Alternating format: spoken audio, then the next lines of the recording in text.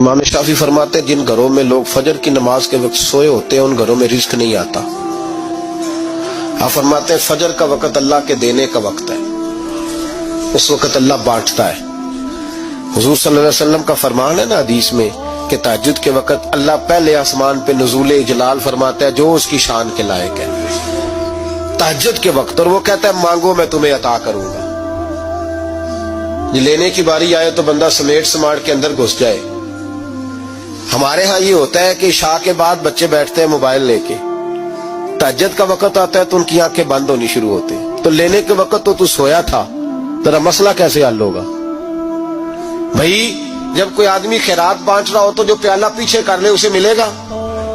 کہتے اس وقت آنا جب میں بانٹ رہا تھا، اب تو کدھر آ گیا ہے؟ مثال دے رہا ہوں۔ تو فجر کا وقت مانگنے کا ہے، تو ساری رات تو گزر گئی گیمیں کھیلتے، ٹی وی دیکھتے، اور جو لینے کا وقت تھا تو سو گیا، تو کیسے آئے گا تیرے پاس؟